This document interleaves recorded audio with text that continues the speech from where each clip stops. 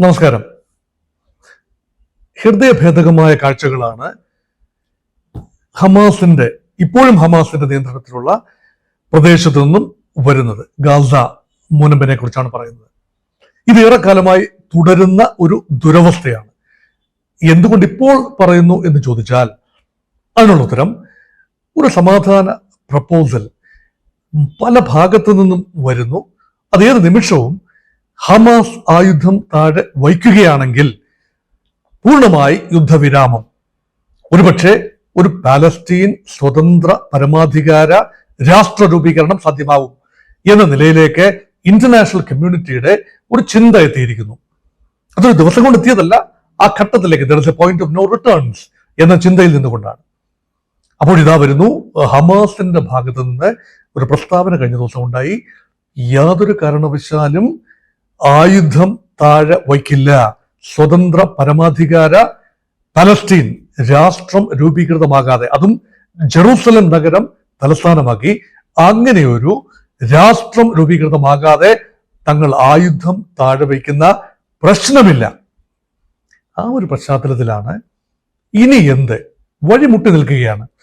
Arab രാജ്യങ്ങൾ, പ്രത്യേകിച്ച് ഈജിപ്തും ഖത്തറും എല്ലാം മധ്യസ്ഥത വഹിക്കുകയും അമേരിക്കൻ പ്രസിഡന്റ് ഡൊണാൾഡ് ട്രംപ് തന്റെ ഒരു വലിയ പ്രസ്റ്റീജ് ഇഷ്യൂ ആയി കാണുകയും ചെയ്ത ഒരു വെടിനിർത്തൽ ഇപ്പോഴും മരീചികയായി നിൽക്കുന്നു. ഇവിടെയാണ് 20 ബന്ദികളാണ് ഇപ്പോൾ പ്രധാന കീറാമുട്ടിയായി നിൽക്കുന്നത്. ഏതാണ്ട് 250 പരം ബന്ദികളെയാണ് ഒക്ടോബർ 7, 2023 ഹമാസ് ഇസ്രായേൽ കടന്നു കയറി 1200ഓളം പേരെ വധിച്ചതിന് ശേഷം ഹമാസിന്റെ തട്ടകമായ ഗാസയിലേക്ക് തട്ടിക്കൊണ്ടുപോവുകയും തുരങ്കങ്ങളിലും ഒളിയിടങ്ങളിലും പാർപ്പിച്ചിരിക്കുന്നത്. അതിൽ 2 ഘട്ടങ്ങളായി നിലവിൽ വന്ന വെടിനിർത്തൽ, അത് രണ്ടും പരാജയമായിരുന്നു. പക്ഷേ ബന്ദികൾ കൈമാറ്റം ചെയ്യപ്പെട്ടു. 100ഓളം ബന്ദികൾ 2 സമയങ്ങളിലായി കൈമാറ്റം ചെയ്യപ്പെട്ടിരിക്കുന്നു. ഒരു 100ഓളം ബന്ദികൾ മരണപ്പെട്ടിരിക്കാനുള്ള എല്ലാ സാധ്യതയുമുണ്ട്. അങ്ങനെ തന്നെയാണ് സ്ഥിരീകരണം. പിന്നെ അവശേഷിക്കുന്നത് ഏതാണ്ട് 48-49 ബന്ദികളാണ്. അതിൽ 20-21 പേര് മാത്രമാണ് ജീവനോടെ അവശേഷിക്കാൻ സാധ്യത. ആ ബന്ദികളുടെ മോചനമാണ് ഇസ്രയേലിനെ കുഴയ്ക്കുന്ന വിഷയം. സൈനിക ശക്തി കൊണ്ട് ബന്ദിമോചനം നാളിതുവരെ സാധ്യമായിട്ടില്ല. ഒരൊറ്റ ബന്ദിയെ പോലും ഇസ്രയേലിന്റെ സൈനിക ശക്തി കൊണ്ട് മോചിപ്പിച്ചിട്ടില്ല. Hamas ദുർബലമായിരിക്കുന്നു, Gaza തവിടുപൊടിയായിരിക്കുന്നു, കൂമ്പാരമായിരിക്കുന്നു. പക്ഷേ ബന്ദിമോചനം കേവലം 20 ബന്ദികൾ, അതാണ് ജീവനോടെ ഉണ്ട് എന്ന് ഇസ്രായേൽ കണക്കാക്കുന്നത്. ആ ബന്ദികളുടെ മോചനത്തിന് ഇസ്രായേലിനെ ഒരു വലിയ വില കൊടുക്കേണ്ടി വരും. ഹമാസ് കീഴടങ്ങാൻ തയ്യാറാവുന്നില്ല. ഹമാസിനെ യുദ്ധത്തിൽ പൂർണ്ണമായി, Hamas is down but not completely out. ആ ഒരു സാഹചര്യത്തിലാണ് ഇപ്പോഴത്തെ ഒരു പുനഃപരിശോധന. ഇത് സാധ്യമാവുമോ? ഈ ഇന്റർനാഷണൽ കമ്മ്യൂണിറ്റി, ഫ്രാൻസിന്റെയും ഇംഗ്ലണ്ടിന്റെയും ഒക്കെ ഭാഗത്തു നിന്ന് പറയുന്നു, ഇനി ഒരു പ്രശ്ന പരിഹാരം ഉണ്ടാകുമെങ്കിൽ ഓസ്ലോ കരാർ അടിസ്ഥാനപ്പെടുത്തിയുള്ള 1993-ലെയും 95-ലെയും 1-2 ഓസ്ലോ സമാധാന കരാറിന്റെ അടിസ്ഥാനത്തിലുള്ള ഒരു വിഭജനം, സ്വതന്ത്ര പരമാധികാര പലസ്തീൻ എന്ന് പറഞ്ഞാൽ ഗാസയും വെസ്റ്റ് ബാങ്കും ചേർന്ന ആ ഒരു പ്രദേശം പൂർണ്ണമായും സ്വതന്ത്ര പരമാധികാര രാജ്യമായി മാറിയില്ല എങ്കിൽ ഒരിക്കലും അവസാനിക്കാത്ത യുദ്ധമായിരിക്കും തുടരുക. അതുകൊണ്ട് ഹമാസിനെ പൂർണ്ണമായി എലിമിനേറ്റ് ചെയ്യാനാവില്ല, അല്ലെങ്കിൽ ഹമാസ് എന്ന ആശയത്തെ പൂർണ്ണമായി എലിമിനേറ്റ് ചെയ്യാനാവില്ല. ഇപ്പോൾ ഹമാസ് ഒരു പ്രഖ്യാപനം നടത്തിയിരിക്കുന്നു. സ്വതന്ത്ര പരമാധികാര പലസ്തീൻ ഉണ്ടെങ്കിൽ പൂർണ്ണമായ നിരായുധീകരിക്കാൻ തയ്യാറാണ്. പോസ്റ്റ് ഹമാസ് പലസ്തീൻ, പോസ്റ്റ് വാർ പലസ്തീൻ, ഇത് സാധ്യമാകുമോ എന്നതാണ് ഈ ഒരു വീഡിയോയുടെ ചർച്ചാ വിഷയം. സാധ്യമാവണമെങ്കിൽ 2 കാര്യങ്ങൾ നടക്കണം. ഹമാസ് ഉടനടി ജീവനോടെ അവശേഷിക്കുന്ന ഇസ്രായേലി ബന്ദികളെ വിട്ടയക്കണം. ഇസ്രായേൽ ഉടനടി വെടിനിർത്തൽ പ്രഖ്യാപിക്കണം. മറ്റ് രാജ്യങ്ങളുടെ അനാവശ്യമായ ഇടപെടലുകൾ ഉണ്ടാവരുത്. ഒരു പൂർണ്ണമായ ഒരു സ്വതന്ത്ര പരമാധികാര രാജ്യത്തിലേക്കുള്ള ഒരു ചുവടുവയ്പ്പുകൾ ഐക്യരാഷ്ട്ര സംഘടനയുടെയോ നിഷ്പക്ഷ ഏജൻസികളുടെയോ മധ്യസ്ഥതയിൽ നടത്തേണ്ടതുണ്ട്. ഐക്യരാഷ്ട്ര സംഘടനയെ പൂർണ്ണമായി മാറ്റി നിർത്തിയിരിക്കുകയാണ്. സമാധാനം എങ്ങനെ വന്നാലും അതിന്റെ ക്രെഡിറ്റ് എടുക്കാൻ കഴുകൻ കണ്ണുകളുമായി സാക്ഷാൽ ഡൊണാൾഡ് ട്രംപ് ഇങ്ങനെ നിൽക്കുകയാണ്. അദ്ദേഹത്തിന് വേണ്ടത് സമാധാനത്തിനുള്ള നോബൽ സമ്മാനം. American press secretary Caroline Leavitt കഴിഞ്ഞ ദിവസം പറഞ്ഞു വെച്ചു, ട്രംപ് 6 യുദ്ധങ്ങൾ അവസാനിപ്പിച്ചിരിക്കുന്നു. 6 മാസം, ട്രംപിന്റെ 6 മാസത്തിനുള്ളിൽ 6 യുദ്ധങ്ങൾ അവസാനിപ്പിച്ചിരിക്കുന്നു. ഇന്ത്യയും പാകിസ്ഥാനും ഉൾപ്പെടെയുള്ള, ഇറാനും ഇസ്രായേലും ഉൾപ്പെടെയുള്ള 6 യുദ്ധങ്ങൾ അവസാനിപ്പിച്ചിരിക്കുന്നു. എന്താണ് 6ന്റെ കണക്കെന്ന് എനിക്ക് മനസ്സിലാകുന്നില്ല. നിങ്ങൾക്ക് മനസ്സിലായെങ്കിൽ കമന്റ് ബോക്സിൽ ഇടുക. പക്ഷേ ഈ 6 യുദ്ധങ്ങൾ അവസാനിപ്പിച്ചിരിക്കുന്നു. ഇപ്പോഴും ഉക്രൈൻ റഷ്യ തുടരുകയാണ്, ഇസ്രായേൽ ഹമാസ് തുടരുകയാണ്. അവിടെ സമാധാനത്തിന് വേണ്ടി പുഷ് ചെയ്യാൻ വേണ്ടി ട്രംപ് ഏത് ലെവല് വരെ വേണമെങ്കിലും ശ്രമിക്കും എന്നത് ഉറപ്പാണ്.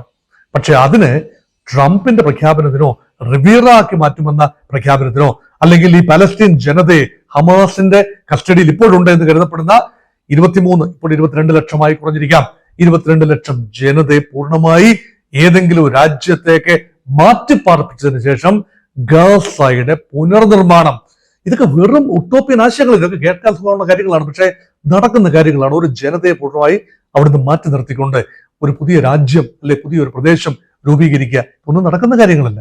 കരണീയമായ ഏക കാര്യം, ഞാൻ ആദ്യം മുതൽ എക്കാലത്തും പറയുന്ന ഒരു കാര്യമാണ്, സ്വതന്ത്ര പരമാധികാര രാഷ്ട്രമായി ഇസ്രയേലിന് സുരക്ഷയോടുകൂടി നിലനിൽക്കാൻ അവകാശമുണ്ട്. ജൂതരാഷ്ട്രത്തെ അവസാനിപ്പിച്ചുകൊണ്ട് പലസ്തീൻ ഉണ്ടാക്കുന്നതിനോട് യോജിപ്പില്ല. അതേസമയം പലസ്തീനിയൻ ജനതയ്ക്ക് സ്വതന്ത്ര പരമാധികാര രാജ്യമായി സഹവസിക്കാൻ, ഇസ്രയേലിനെ പരാജയപ്പെടുത്തിക്കൊണ്ടല്ല, ഇസ്രയേലിനെ അംഗീകരിച്ചുകൊണ്ട് തന്നെ, ഇസ്രയേൽ പലസ്തീനെ അംഗീകരിച്ചുകൊണ്ട് തന്നെ 2 രാജ്യങ്ങൾക്കും സ്വതന്ത്രമായി നിലനിൽക്കാനുള്ള അന്തരീക്ഷം ഉണ്ടാവണം. ഒരുപക്ഷെ ഈ കടുത്ത പ്രയോഗത്തിലൂടെ മാത്രം സാധ്യമാകുന്ന ഒന്ന്, അതിന്റെ പടിവാതിൽക്കലാണോ നമ്മൾ നിൽക്കുന്നത്? അതുകൊണ്ടാണ് ഈ പറയുന്ന 60,000-ൽ പരം ജീവൻ പൊലിഞ്ഞു കഴിഞ്ഞു. കേവലം 23 ലക്ഷം പേര് മാത്രമാണ് ഗസയിലുള്ളത്. അതിൽ 63,000 പേര് കാലയവനികയ്ക്കുള്ളിൽ മറഞ്ഞു കഴിഞ്ഞു. അതിൽ ഭൂരിപക്ഷവും സ്ത്രീകളും കൊച്ചുകുട്ടികളുമാണ്. ഇനി ഡിസ്പ്ലേസ്ഡ് ആയവർ 23 ലക്ഷം പേരിൽ ഏതാണ്ട് 90% പേരും പൂർണ്ണമായി ഡിസ്പ്ലേസ്ഡ് ആയിരിക്കുന്നു. അതായത് അവരുടെ വാസസ്ഥലങ്ങൾ ബോംബിട്ട് തകർക്കപ്പെട്ടിരിക്കുന്നു. അവർ കൂരകളിലും ടെന്റുകളിലും അധിവസിക്കുന്നു. കുട്ടികൾ 5-ൽ 1 ഡെഡ് ബോഡി പോലെയാണ്, മൃതപ്രായരാണ്, പട്ടിണി കൊണ്ടാണ്. അതുപോലെ ഏതാണ്ട് 1 ലക്ഷത്തിൽ 10 ലക്ഷത്തിലധികം, 20, 32, 10 ലക്ഷത്തിലധികം പേരാണ് പൂർണ്ണ പട്ടിണിയിൽ. അതായത് അവർ പൂർണ്ണമായി, കാരണം മരണത്തിന്റെ വക്കിൽ തന്നെയാണ്. 6000 ട്രക്കുകൾ അതിർത്തിയിൽ കാത്തുകിടക്കുന്നു. അതായത് ജോർദൻ അതിർത്തിയിൽ ഇസ്രായേലിയോട് പ്രവേശിച്ച് ഗാസയിലേക്ക് വരാൻ തയ്യാറായി നിൽക്കുന്ന ഹ്യൂമാനിറ്റേറിയൻ എയ്ഡ്. അതുപോലെ ഈജിപ്തിന്റെ റഫ അതിർത്തിയിൽ ഏതാനും ട്രക്കുകൾ, 1000കണക്കിന് ട്രക്കുകൾ നിൽക്കുന്നു. ഈ ട്രക്കുകൾ കടത്തിവിടുന്ന കാര്യത്തിൽ ഇസ്രായേൽ പിശുക്ക് കാണിക്കുകയാണ്, കടുത്ത ഉപരോധമാണ്. അതുകൊണ്ട് ഹ്യൂമാനിറ്റേറിയൻ എയ്ഡ്, ഭക്ഷണം, വസ്ത്രം, മരുന്നുകൾ ഒന്നും എത്തുന്നില്ല, എണ്ണ ഒന്നും എത്തുന്നില്ല. ഇത് കൊല്ലാക്കൊല ചെയ്യുകയാണ്, ഗാസയിലെ ജനതയെ കൊല്ലാക്കൊല ചെയ്യുകയാണ്. അതുകൊണ്ട് ലോക മനസാക്ഷി ഉണർന്ന് പ്രവർത്തിക്കേണ്ട ഒരു സമയമാണ് അത്.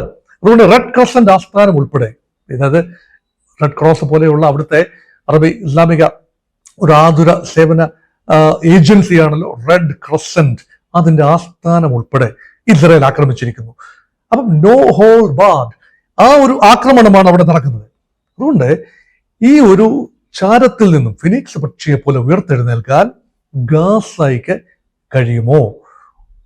വീണ്ടും പറയുന്നു, ഒറ്റ പരിഹാരമേ ഉള്ളൂ, പൂർണ്ണമായി ആയുധം താഴെ വയ്ക്കുക ഹമാസ്. ബന്ദികളെ 20 ജീവനോടെയുള്ളവരെ പൂർണ്ണമായും വിട്ടയക്കുക. അതിലൊരു ബന്ദിയുടെ 1-2 ബന്ദികളുടെ ഈ മൃതപ്രായമായ ശരീരങ്ങൾ കഴിഞ്ഞ ദിവസം വീഡിയോയിൽ കാണിക്കുകയുണ്ടായി. എല്ലല്ലാതെ, എല്ലിൻ കൂടല്ലാതെ മറ്റൊന്നും തന്നെ, ഒരു കൊഴുപ്പിന്റെ ഒരു അംശം പോലും ശരീരത്തിലില്ലാത്ത രൂപങ്ങൾ. അപ്പൊ ഗാസയിലെ കുട്ടികളോടൊപ്പം ബന്ദികളും പട്ടിണിയിലാണ് എന്നതാണ് വാസ്തവം. ഇത് അവസാനിപ്പിച്ചേ തീരൂ. ലോക മനസാക്ഷി ഉണരണം, ക്രിയാത്മകമായി പ്രവർത്തിക്കണം. ഇസ്രയേലിന്റെ ഭാഗത്ത് നിന്ന് പ്രകോപനങ്ങൾ കൂടുതൽ ഉണ്ടാകാതിരിക്കട്ടെ. കഴിഞ്ഞ ദിവസം ഇസ്രയേലിന്റെ ഒരു മന്ത്രി ഒരു പ്രകോപനപരമായ സന്ദർശനം നടത്തി. അൽ അക്സ മോസ്ക്, മുസ്ലിങ്ങൾക്ക് വളരെ പ്രിയപ്പെട്ട ജെറുസലേം നഗരത്തിലെ അലക്സ മോസ്കിലേക്കാണ് സന്ദർശനം. അത് ടെമ്പിൾ മൗണ്ടിന്റെ ഭാഗമായി ഇസ്രയേൽ കരുന്ന ഭാഗത്ത് ചെന്ന് അവർ പ്രാർത്ഥിക്കുന്നത് തെറ്റൊന്നുമല്ല. പക്ഷേ അതീവ പ്രകോപനപരമായ രീതിയിലാണ് ഇസ്രയേൽ നീങ്ങുന്നത്. ഇരുപക്ഷത്തും പ്രകോപനം അവസാനിപ്പിച്ചുകൊണ്ട് സ്വതന്ത്ര പരമാധികാര രാഷ്ട്രം രൂപീകരിക്കപ്പെടും എന്ന പ്രതീക്ഷയായി തന്നെ നമ്മുടെയൊക്കെ മനസ്സിൽ ഉണ്ടാവട്ടെ, പ്രാർത്ഥനയായി നിൽക്കട്ടെ.